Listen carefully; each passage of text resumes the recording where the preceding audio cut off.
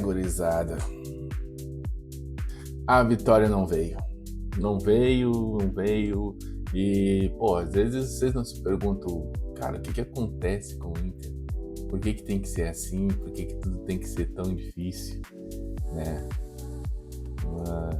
Mas, poxa, cara, a gente joga bem, cria oportunidade, mas não ganha.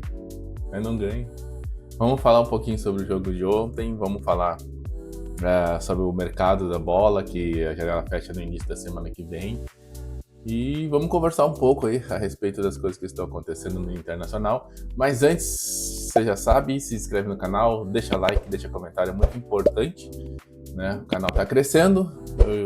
Infelizmente eu terei que abandonar essa meta, jogar a meta dos 100 inscritos de fevereiro para março, mas tamo aí, vamos lá, vamos junto, vamos postando vídeo, vamos conversando aqui e vai chegar a hora que a coisa vai acontecer, né? Mas vamos lá, galera. Não vou mentir pra vocês, não. Tô meio chateado. Eu realmente esperava pela vitória. Não esperava que a gente fosse passar por isso, né? A gente mais uma vez saiu na frente e mais uma vez, por falhas individuais, a gente acabou cedendo o empate. Dessa vez contra o Palmeiras a gente cedeu até mesmo a possibilidade do empate. O que acontece, cara? Mercado errando, Rocher errando e os pontos indo embora. A grande bosta, na verdade, disso tudo é que a gente tá com o ano de 2025 muito fresco ainda na memória, né? Aquele sofrimento, né? Vocês vão lembrar lá, né? Aquela reta final do ano, ali, lá pela 30ª rodada, a gente pensava assim, caramba, tá feia a coisa, mas 2 vitórias a gente escapa do negócio.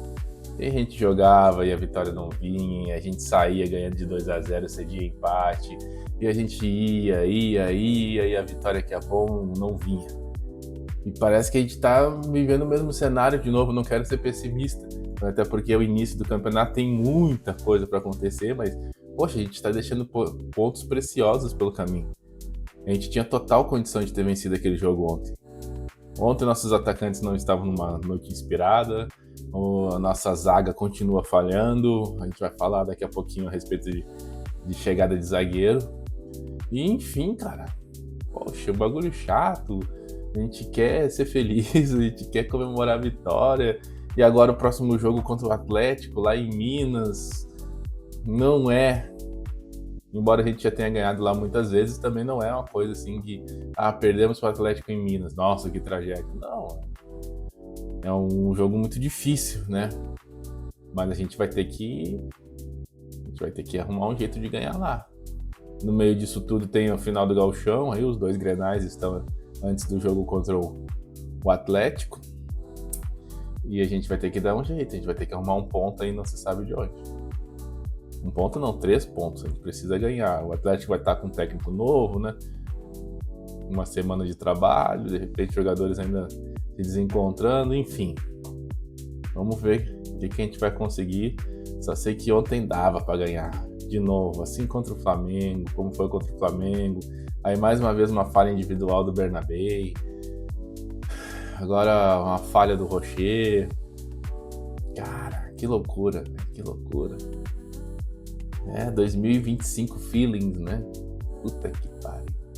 Mas beleza, né? Beleza, vamos lá, não vamos... A torcida do Inter anda muito pessimista, tudo... A galera já tá, não, porque vai dar certo, que vai ser tudo uma merda. Eu não acho que o Inter tenha time pra ser campeão, obviamente que não, mas...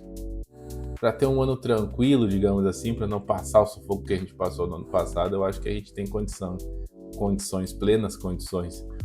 Mas a gente precisa ganhar, só jogar bem não adianta. A gente precisa marcar ponto. A gente, mesmo jogando mal, é melhor ganhar do que jogar bem e não ganhar, né? Mas é óbvio que jogando bem a gente tá mais perto de ganhar do que se jogar mal. Enfim. Vamos lá, vamos falar agora da chegada de zagueiro. O Inter ainda tem a esperança de anunciar um zagueiro até o fechamento da janela, que é no dia 2 agora. E o Lucas Dias tem uma novidade para nos trazer, né? Vai nos atualizar a respeito dessa situação. Vamos colocar aqui o Lucas Dias na tela e vamos ver o que ele tem para nos dizer. Fala aí, Lucas Dias.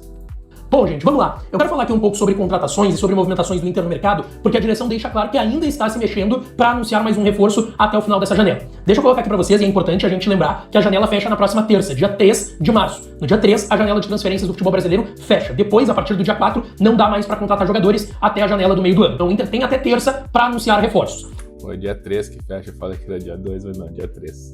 O que fica claro? O Inter quer anunciar um zagueiro. Essa é a única posição que o Inter entende que ainda dá pra fazer uma movimentação. Em relação às laterais, o Inter, com a chegada agora do Matheus Bahia pra lateral esquerda, cessou a procura por laterais. O Inter vê como tudo certo em relação a isso. Volante, primeiro e segundo, o Inter contratou Villagra, contratou Paulinho Paula. Meias, o Inter ganhou o acréscimo do garoto Alex, que tem sido relacionado pros jogos dos profissionais e no gauchão tem dado uma boa resposta. Contratou o Alejandro, contratou jogadores de lado de campo também. O Kaique chegou no Inter. Então assim, o Inter acredita que hoje o que falta é zagueiros. O Inter até contratou o Félix Torres, mas precisa de mais. Na minha avaliação, o Inter precisa de 2 zagueiros. Mas o Inter diz no bastidor que deve anunciar até terça um zagueiro.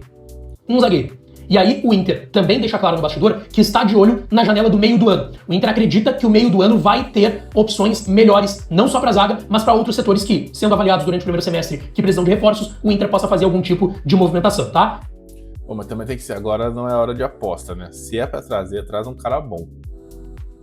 Porque cara meia boca e ruim a gente já tem no elenco. Então tem que ser um cara bom. Um cara que vá, se não resolver, melhorar bastante a questão da zaga, principalmente na bola aérea. Né? Daí a gente faz uma composição ali com o Mercado, com o Vitor Gabriel, com qualquer outro ali. Enfim, dá um jeito, dá uns pulos, mas tem que ser um cara bom, tem que ser um cara que chegue para ser titular, não para fazer parte do grupo, não para ser um zagueiro útil, como certo dirigente disse ano passado, né?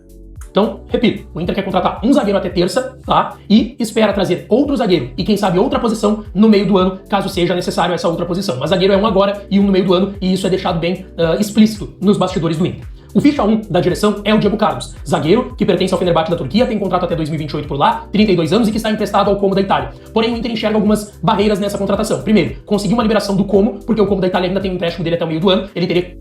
Com relação a isso, eu estava vendo hoje no OneFootball, aquele aplicativo de celular, o Como disse que não vai liberar antes do final da temporada. Então, para essa janela, esquece, não vem. Eles disseram que vão contar com o jogador até o final do contrato de empréstimo dele, que vai até o final da temporada europeia. Então, não contem com ele. Talvez ele seja o zagueiro que vai chegar no meio do ano. Ser liberado de forma antecipada do seu empréstimo, o Como tá na sua briga dentro do campeonato italiano, o time treinado pelo Cesc Fábregas, tem um jogador que eu sempre falo nos meus espaços, que é o Nico Paz, que é um meia, até já foi pro Real Madrid, voltou e tal, e o Real Madrid parece que vai levar ele de novo pra lá, é um baita jogador, é um time de uma pequena ilha lá na Itália, e que tem hoje o Diego Carlos como zagueiro, não titular, mas entrou em alguns jogos, inclusive no final de semana, numa vitória do Como pelo campeonato italiano, foi muito bem e foi campeão ao lado do Fernando, ex-volante do Inter no Sevilha, jogou na Aston Villa da Inglaterra também, fez a sua carreira basicamente toda lá no futebol europeu, o Diego Carlos, e ele é o ficha 1 do Internacional. Tem essa barreira de liberação do Como, mas tem a barreira financeira também, porque ele ganha um valor acima de R$1 milhão, convertendo pro real lá, tá? E aí o Inter tem suas dificuldades financeiras e não é tão simples pagar mais de R$1 milhão para um jogador. Mas agora, sendo um zagueiro que vai chegar para resolver os teus problemas, como é o Diego Carlos, tem que pagar. Tu não vai trazer um zagueiro titular ganhando muito menos do que isso, não. É muito difícil tu conseguir isso no mercado, tá? Sobre os outros nomes, o Dantas, do Novo Horizontino, é um nome que de fato foi sondado pelo Inter, mas o Inter descarta essa contratação, inclusive ele tá bem avançado pra jogar lá no Botafogo, apesar de ter tido interesse do Inter, do Fluminense, do Corinthians, do Atlético Paranaense. 21 anos, é muito bom zagueiro, eu gosto muito desse jogador e acho que se o Inter conseguisse lá atrás fazer essa contratação, seria um baita nome, tá? Um baita nome. Tanto que agora o Novo Horizontino já tá pedindo 2,5 milhões, 3 de euros pra vender o Dantas pro Botafogo, a tendência é que dê negócio, tá? E as... Pô, 3 milhões de euros de um jogador saindo do Novo Horizontino. São novos tempos da bola realmente, hein? Puta que pariu. Zagueiro que daqui a pouco vai pra Europa. 21 anos, alto, esguio, forte, marca bem, tem saída de jogo, velocidade, é um muito bom zagueiro, mas não é a realidade do Inter hoje, então esse nome é descartado. O Lucas Fasson seria o plano B depois do... A realidade do Inter não é mais nem contratar zagueiros do Novo Horizontino, hein? Que fase do Internacional. Puta que merda. Diego Carlos. Só que o Lucas Fasson tem um contrato com o Lokomotiv Moscou da Rússia até meio do ano, tem uma possibilidade de renovação por lá. Inter e Botafogo procuraram a situação dele, Botafogo também tá tentando contratar zagueiros, deve fechar com o Nathan Silva, ex-Galo que tá lá no Tigres do México, é um jogador... No Tigres não, no Pumas talvez do México ele esteja, não é Tigres, mas acho que é o Pumas.